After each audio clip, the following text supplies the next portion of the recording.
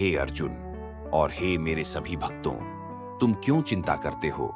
क्यों भविष्य की अनिश्चितताओं से डरते हो?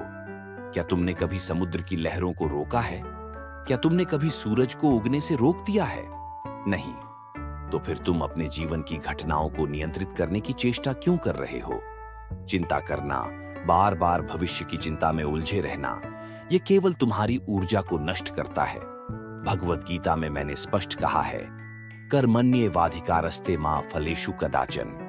तुम्हारा अधिकार केवल कर्म पर है, फल पर नहीं। यदि तुम अपने कार्य को पूरी श्रद्धा और निष्ठा से कर रहे हो तो फिर चिंता करने का क्या कारण?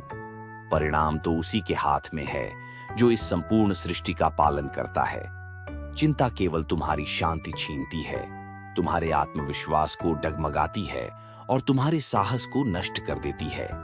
चिंता का स्वभाव और उसका प्रभाव, चिंता ऐसे है जैसे कोई ऐसा भारी पत्थर जिसे तुम अपने सिर पर उठाए घूम रहे हो।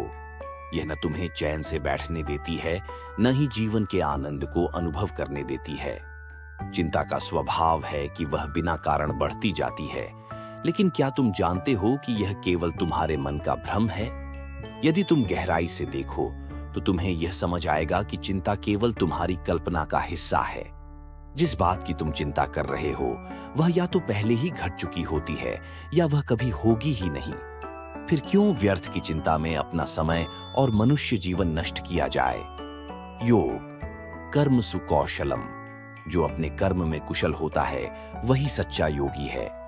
भगवान श्री कृष्ण कहते हैं कि केवल चिंता करने से समस्याएं हल नहीं होंगी। यदि तुम्हें कुछ बदलना है तो कर्म करो, प्रयास करो, परिश्रम करो।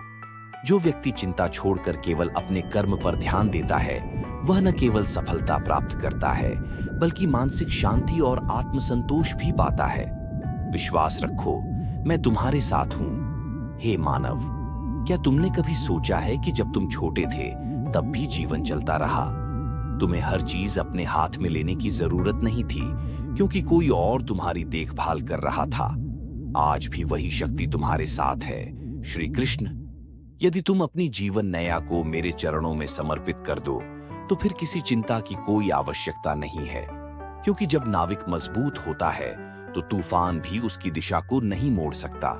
मन को शांत करो और परमात्मा पर भरोसा रखो। एक, चिंता त्यागो। चिंता करने से समस्याएं हल नहीं होती बल्कि वे और बड़ी लगने लगती हैं। 2, कर्म पर ध्यान दो।